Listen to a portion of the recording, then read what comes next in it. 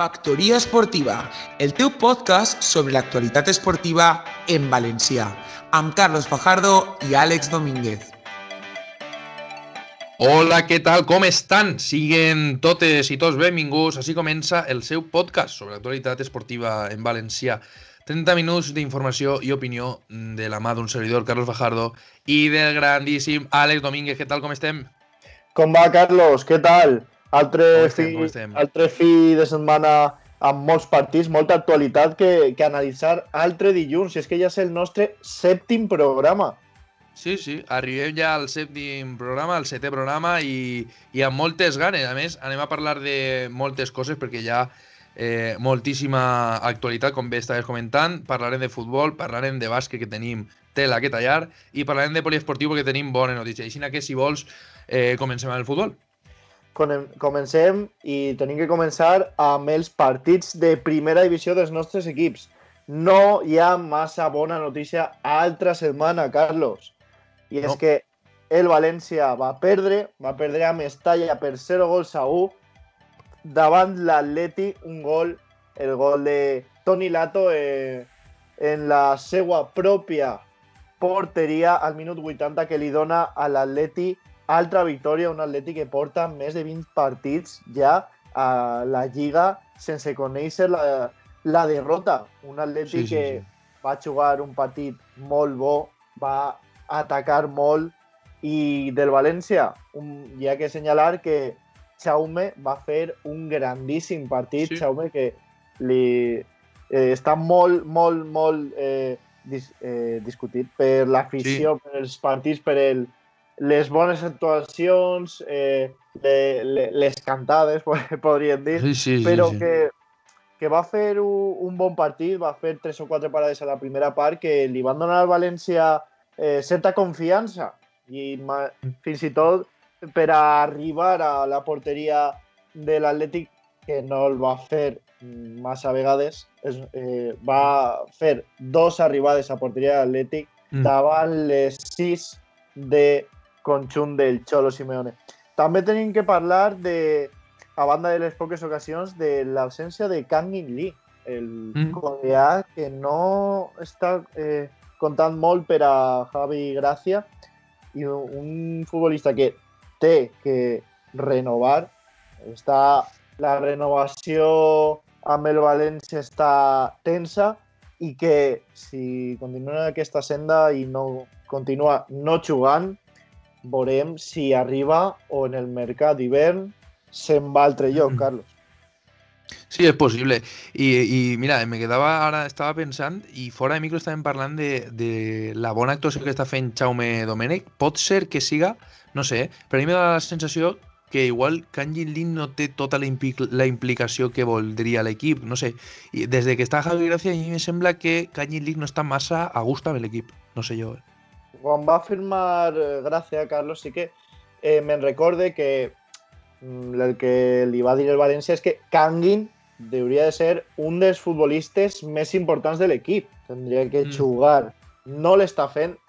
A més, 2 dels futbolistes més importants, Kang-in i Guedes, a soles han estat en el mateix lloc al camp 71 minuts aquesta temporada. 71 minuts junts, jugant junts. No han jugat tota la temporada.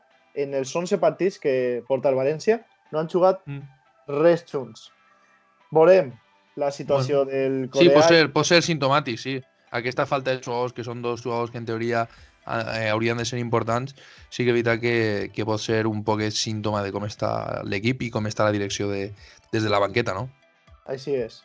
I com a conclusió d'aquest partit, podríem dir que l'Atleti es va mereixer la victòria. Típic partit de l'Atleti que guanya per 0-1 amb un gol d'aquells, amb un gol que li fa rebot a Lato i entra, però gol. Sí. De mala sort, un gol de mala sort. Sí, i es va portar la victòria. Així que el València continua en la posició 13 de la taula amb 3 partits guanyats, 3 empats, 5 partits perduts. El València, que portava 3 setmanes sense perdre, ha perdut a Mestalla i està a 3 punts d'Europa. Està ja a temps de tot, però a 2 punts dels jocs de descens. Així que veurem com arribem a l'aturada per Nadals i veurem com arriba eixe València.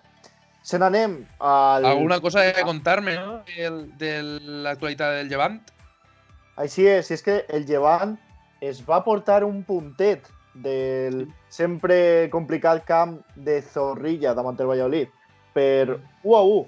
El gol de Marcos André al minut 58 que li donava la victòria momentània per al conjunt poncerà, però al minut 85 Alcaraz va cometre una errada que Campanya no va perdonar als 11 metres. Paco López, jo crec que és la figura que tenim que comentar perquè Llevant segueix als jocs de descens, posició D9, un partit guanyat. Porta 5 partits consecutius empatant. I un Llevant que no deixa la seva porteria a 0, perquè si deixa la seva porteria a 0, els últims també 5 partits ha marcat, perquè ha fet gol als 5, però no deixa la seva porteria a 0 i continua en aquest camí molt difícil i que veurem com la directiva granota desenvolveix. D'altra banda, com he dit, la classificació, posició D9, una victòria, 5 empats, 4 derrotes, el Llevant té que començar a guanyar, i un Llevant que a més, tampoc va fer un partit massa vistós, va fer 3 tirs a porta, sí que es va portar la possessió, però era una possessió sempre molt a camp, no era camp contrari, era al camp del Llevant i no va ser un joc molt vistós. I no era fluid, Jo va veure el partit i no era un partit molt fluid, era un partit que jo crec que va un poc en la dinàmica de l'equip, no? Un equip que no està aconseguint victòries, que està passant per una època de resultats molt pareguts, en un xoc, com tu estàs comentant, poc vistós, i jo crec que va ser un poquet en paral·lel a la dinàmica, no? Un xoc un poc curricular. Així és. Així tanquem la crònica dels dos partits, però n'hi ha actualitat, especialment l'actualitat del València, perquè ha parlat Ani Murci i ha dit que no s'ha venut els millors jugadors aquest any. No s'ha venut. Parejo no era... es veu que Parejo no era un dels millors jugadors, ni capità, tampoc Coquelin, Ferran, altre que molt fluixent, no? És roïn, Ferran és roïn. Sí, Garay, que no es va renovar. Sense paraules, Carlos. És que...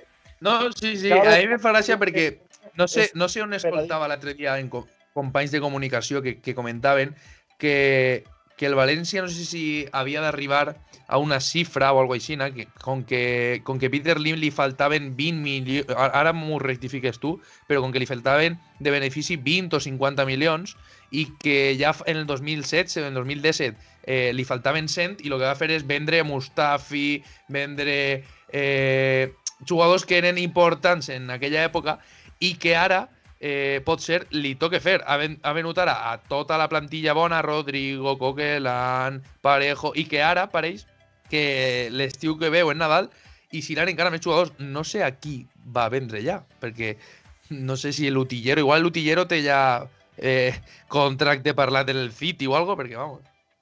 No, és quan parla aquest home és per a posar-le de menjar a part, perquè és no... Li anem a deixar, Carlos, perquè no té massa sentit el que diu. Altra notícia va ser la tornada de Kondogbia a Mestalla. Sí. Kondogbia que tornava per primera vegada a Mestalla, un Kondogbia que no va ser titular i un Kondogbia que no pot jugar competicions europees amb l'Atlètic i no va ser titular tampoc. Un Kondogbia que si haguera estat Mestalla plena l'hagueren aplaudit, no? No crec. No? No crec perquè va fer força per eixir i... Ja, però a veure, també hem d'entendre la situació del club. Ja, la situació és roïna, però quan un jugador... Sí que és cert que l'actitud de forçar, però jo crec que tant Coquelin, Parejo, Kondogbia són jugadors d'una generació que t'han donat un títol, jo crec que, no sé. jo crec que se'n porta més xiulada que altre. Bueno, jo crec que aplaudiments n'hi haurien, jo crec. Pot ser de... No el sabrem. Bueno, en un futur, pot ser que sí, en el futur, però ara no sabem. I per finalitzar l'actualitat del València, hi ha que dir una notícia que avançava el company Domingo Ortiz l'altre dia, sempre citem, i és que Gabriel Paulista ja està molt a prop de rebre la nacionalitat espanyola. Sí. Seria per al València una posició menys d'extracomunitari i també un jugador que pot defendre la camiseta de l'equip de Luis Enrique molt bé. També li falten centrals a la selecció. Sí, i més ara en la lesió de Piqué. Així és. I així tanquem la primera divisió, l'actualitat dels nostres equips de primera divisió, però no tanquem el futbol, perquè també hi ha futbol de segona B i full fem. I és que se n'anem a la segona. El Castelló va aconseguir, davant del Mirandés, a la localitat burgalesa, l'empat a 1, amb gol de Cubillas. Victòria. A banda d'això, situa llocs de descens. Ha caigut en la classificació, està en la posició 19 amb 12 punts, així que a veure si aconseguim altra victòria per allunyar... Necessari que l'equip del Castellà comenci a puntuar de 3 en 3 per a mantindre's en la segona categoria, la categoria d'argent. Així és, a veure si es pot allunyar d'aquests llocs de descens. Se n'anem a la segona B. I és que el València Mestalla va empatar a 1. Això t'anava a dir, actualitat també mogudeta en la segona B. Així és, va empatar a 1 a la Ciutat Esportiva de Villarreal i és que tenia la victòria. Me recorda al partit de l'Atzeneta, que també tenia la victòria davant del Villarreal, però li va empatar quasi als minuts de... S'afegit, no? Al final del partit. A l'afegit, que se'm va al cap. A més, un gol molt paregut al que li van clavar al primer equip, al de Lato. Un gol pròpia del Facu i que li dona al Mestalla poca vida perquè està en lloc de descens i és que no és l'únic equip valencià que està en aquests llocs perquè l'Atlètic Llevant va guanyar. Sí. Primera victòria de l'Atlètic Llevant davant l'Atzeneta per 3-1, però aquesta victòria no l'allunya dels llocs de descens. És més, és que està situat en lloc de descens com els seus dos companys valencians. L'Atlètic Llevant, octau. És que pinta la cosa malament, Pinta la cosa malament per als equips de segona B que no han fet un bon inici de temporada. Així és, Atlètic Llevant, posició 8ena, 5 punts. València Mestalla, posició 9ena, 4. Atzeneta, colista, 2 punts. Uah. Dura actualitat en segona B per als nostres equips. Sí, tant de bo remunten, tant de bo aconsegueixen noves victòries. En un subgrup B comandat per l'Eivissa, 6 de 6. Equip que se'n va directe a segona. Sí. I dos alicantins que estan amb els playoffs d'ascens, com són l'Hèrcules i l'Orihuela. I així tanquem la segona B. Bueno, estaria bé. A veure si ja que no hi ha èxit en els equips valencians, a veure si els alacantins aconseguissin pujar. I ara això, canviem de torn i se n'anem a parlar del futbol femení, que també hi ha actualitat. Així és que no hi ha actualitat lliguera, però sí hi ha actualitat de seleccions. Espanya, que va fer una golejada, una de les majors golejades de la seva història, la sexta, davant Moldàvia, 10-0. I l'altre partit que n'hi havia per aquest dimarts s'ha suspès, perquè la selecció polaca té 7 jugadores amb Covid. Uah! Bueno, també és la realitat que ens toca viure ara, però... Sí, és la realitat que ens toca viure. Així que ara sí, tanquem aquesta secció i se n'anem a altra que m'agrada molt, com són les cistelles, Carlos. Efectivament, tanquem així el futbol, se n'anem amb el bàsquet.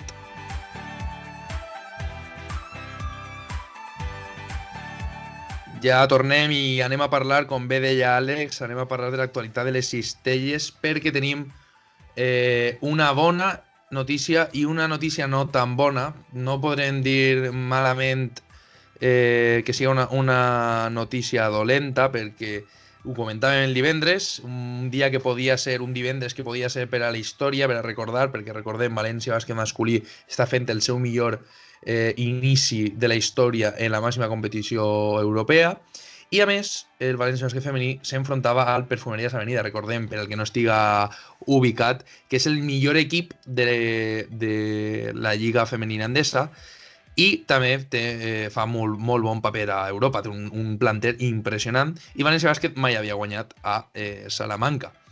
I efectivament no van poder guanyar, però això ho analitzarem després perquè hem de parlar d'una bona notícia. El divendres València Bàsquet masculí va continuar fent història i va aconseguir la 7ª victòria en Eurolliga.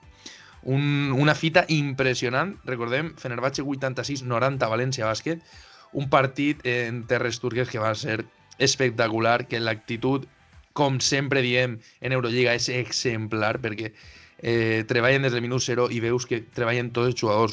Un factor per a veure si l'equip treballa o no crec que és el senyor Derrick Williams, perquè com diria Guillermo, el nostre company de Movistar Plus, tenemos que hablar de Derrick, perquè és que jo, mira, no volia faltar, però és que crec que hem de faltar perquè té poca vergonya el tio, perquè en Lliga no fa res, i en Eurolliga fa... A lo millor no un partidàs per a ser MVP, però l'inici del partit va ser espectacular. Va fer una esmaixada de concurs de la NBA i espectacular, en un tall per a la línia de fons. I crec que m'alegre, sí. M'alegre perquè comentaren ja les paraules que transmitia el capità Bojan Dulvic, que estan tranquils, que en el vestidor no pateixen per la Copa, confien en classificar-se encara queden jornades i hem d'estar feliços i contents perquè el València Bàsquet en Eurolliga roda i de quina manera i continua guanyant partits i crec que això, el guanyar partits i la victòria i el caràcter té una signa particular, una signatura que ve amb sabor a xocolata, no? A xocolata belga, perquè el gran Sam Van Rossum està agarrant el timonell del partit. I si abans era únicament el jugador que era bo perquè s'encarregava de dirigir i de donar un poc de consistència a l'equip, ara està sent també el jugador que anota. O sigui, el partit de divendres, 20 punts, 5 assistències per a 24 de valoració. Un autèntic partidàs d'un jugador que continua fent mèrits per a que tinguem el problema de el dubte de si pujar la seva samarreta al sostre del pavelló. Un jugador que per a mi està sent de lo millor de l'equip en este inici de temporada, Àlex. Això parlàvem l'altre dia, de posaries la seva samarreta als llocs més alts de la Fonteta. Jo, Carlos, jo, sí. Sí. Hi ha molta gent que està dient clarament que sí i que és la millor època del club, és la millor època de molts jugadors i si són els millors jugadors de la millor època i comparat amb jugadors anteriors han fet mèrits per estar, pues mira, igual sí que hem de valorar la pujada de Sam Van Rossum la samarreta al sostre de la Fonteta. Però bueno, jo crec que seria, per a mi, seria un detall molt bo, molt bonic per al jugador, que és un jugador que mai ha ficat problemes a València Bàsquet, ha tingut moments d'eixir, no ha volgut, li han tirat el contracte amb València Bàsquet i ha esperat tot un estiu per a renovar amb València Bàsquet. Per a mi, xapó, un jugador que mereix tot el bo que li passe. Hem de parlar de més gent, de gent que també ho fa bé. Un Clement Prepelic, un Clemencio, com li deia el comentarista de Dazón, que està jugant molt bé. I diré, ui, però si faltant 8 minuts, imagina't la gent que no va veure l'últim quart, si faltant 8 minuts portava 0 punts, pues sí, va acabar amb 13 punts perquè en 6 minuts va revolucionar el partit i va ficar en safata la victòria per a València Bàsquet.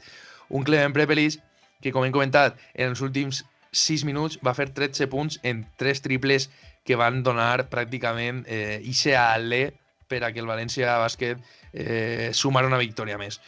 Un Clement Prepelic que jo crec que està complint de moment el rol per al que estava fitxat, no? Un Clement Prepelic que ha de ser un jugador microones que t'enxufa els 4-3 triples que te fiquen en partit, ja siguin a mitja part o al final del partit, i que per a mi de moment, té unes actuacions sobresalientes perquè el divendres va fer un partidàs espectacular, sobretot l'últim quart.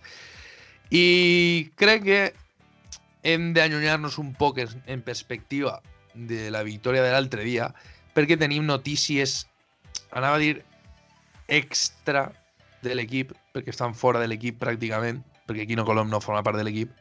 I és que en l'altre dia s'ho preníem a broma, però és que Quino Colom va fer un partidàs en la selecció espanyola. Va fer un partidàs.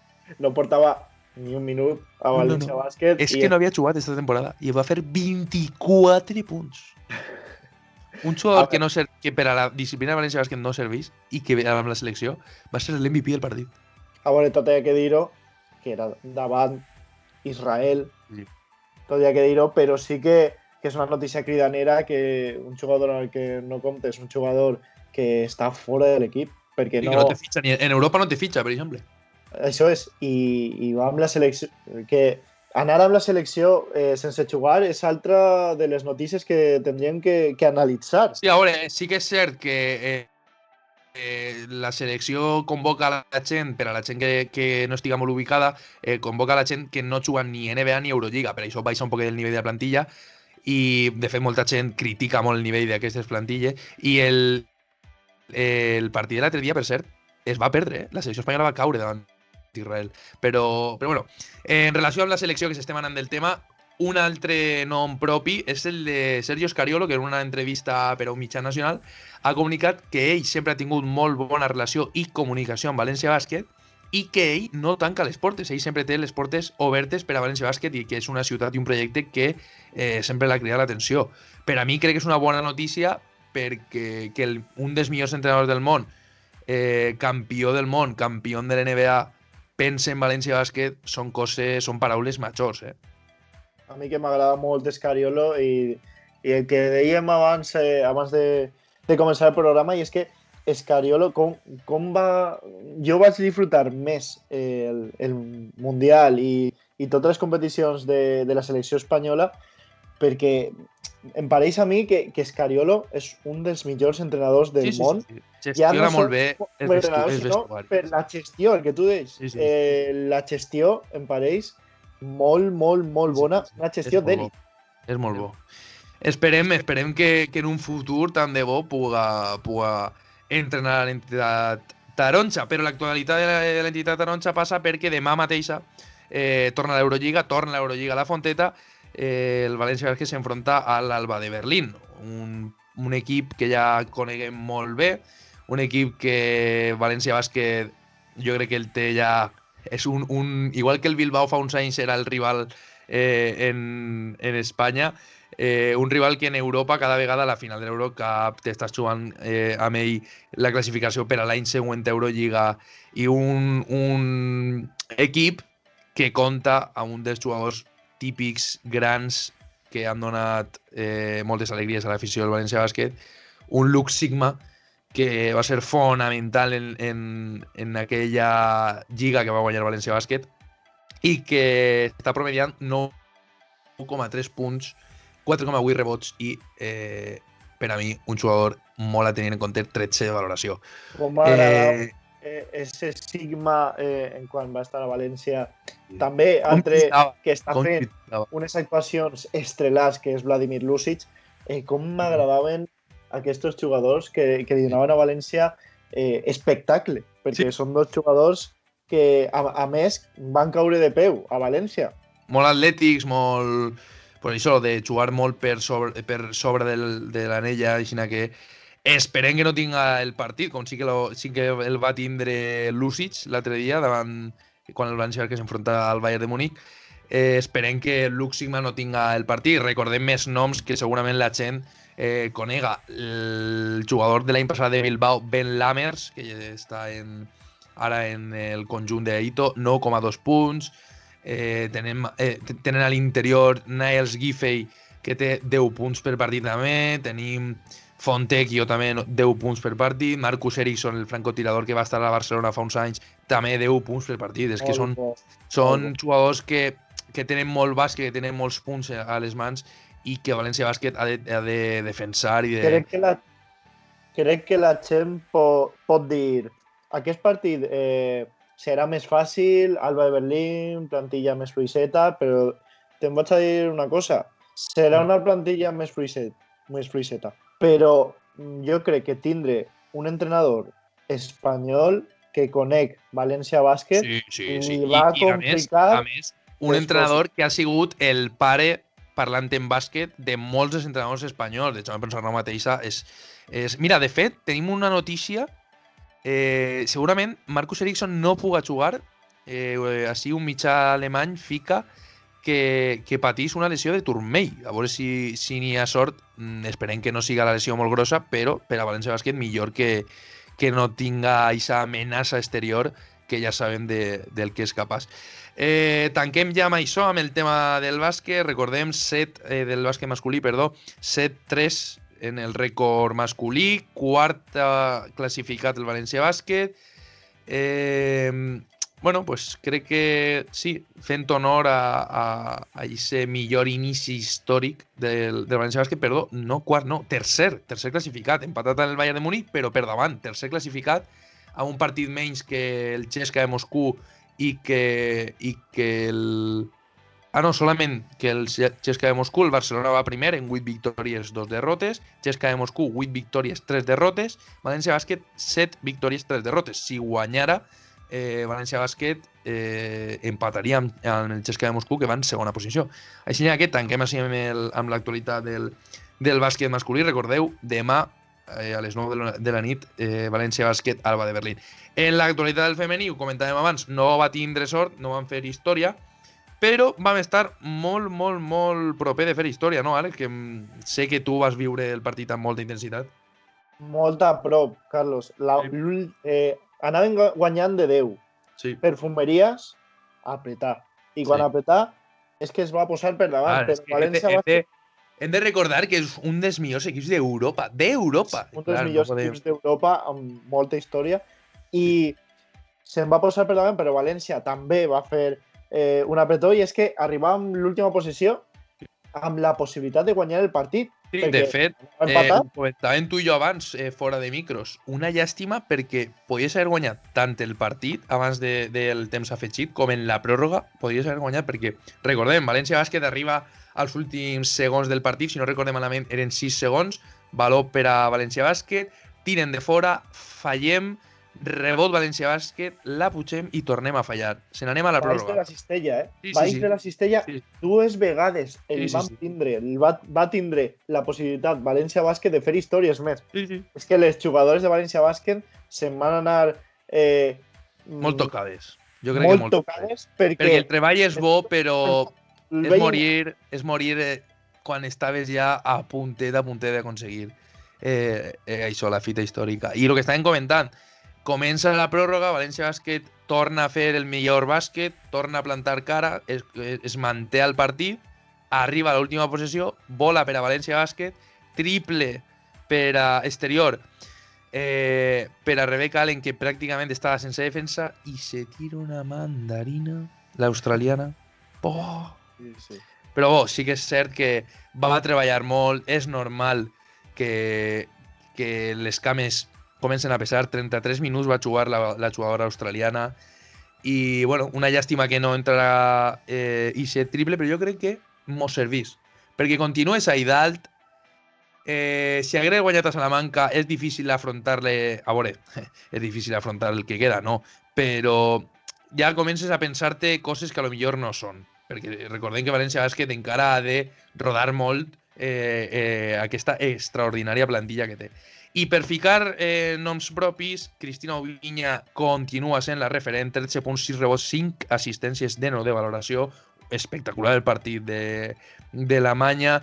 Maria Gulick, 17 punts, 6 rebots, 17 de valoració, perdó, molt bona actuació de la jugadora alemanya, i van defensar molt bé a un de les jugadores que estava sent pilar fonamental per a València Bàsquet, Laura Gil, 10 punts solament, i dic solament perquè per a mi és un partit contra les teues ex que has de donar molt més. Sí que és cert que ella no va parar de treballar, d'eixa garra que la caracteritza, però desgraciadament Salamanca la coneixia molt bé i l'scouting va ser molt efectiu en saber parar-la. Recordem el marcador, Avenida 71, València Bàsquet 69 en la pròrroga.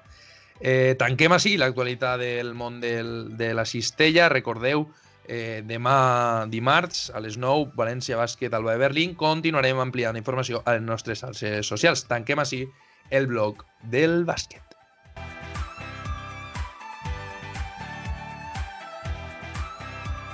Tornem ja sabeu, és moment de parlar del poliesportiu perquè tenim moltes notícies i poc temps, així que, Àlex, conta'ns l'actualitat del vòlei, perquè crec que aquest cap de setmana n'hi ha hagut partits al vòlei. Hi ha bona i mala notícia, anem amb la mala. I és que l'Opportunity de Tarfe va guanyar 3-1 a l'Elemant femení, que es situa en la 7ª posició, però la bona és que el masculí va guanyar al Vòlei Mundet de Barcelona per 1-3 i es situa quint en la taula classificatòria, empatat amb el quart. Bona notícia, igual que tenim bones notícies al rugby, perquè les Abelles, recordem, en primera temporada en Divisió d'Honor, va guanyar davant el Ciencia Rugby Sevilla per 17-6, 2 victòries, una derrota i un empat que situa a l'equip de les Abelles en 8ª posició, empatats amb el 6è. Un equip d'Alberto Socias que continua fent història. Conta'm, perquè crec que tens més actualitat, no?, del món del futbol sala. Sí, i és que tenim una notícia, i és que el Llevant va perdre per 2-3 davant el Palma Futsal, el nou líder de la Lliga, el Llevant, que situa segon amb 22 punts, 10 partits jugats, 7 guanyats, 1 empatat i 2 perduts. Una llàstima que el Llevant deixi aquesta primera posició, però bueno, està en les primeres posicions, que això és important. I anem a tancar el bloc del poliesportiu amb l'actualització de notícies de la pilota. Beniparrell guanya la final de Raspai per parelles femenina versus contra el Beni Arbeig, i en l'actualitat masculina ja se coneixen els finalistes que jugaran el pròxim 19 de desembre. Serà Genovés contra Xeraco en Alzira. Així que tanquem així el bloc del poliesportiu, tanquem així el 7è programa, continua el projecte amb molta salut. Moltes gràcies, Àlex Domínguez. Moltes gràcies, Carlos, i abans d'anar-nos, recorde les xarxes socials, i és que a Twitter és EFA Esportiva, a YouTube, subscriviu-se per favor, Factoria Esportiva, i a Instagram, Factoria Esportiva. Divendres més. Efectivament. Fins així, moltes gràcies i ja sabeu, Factoria Esportiva!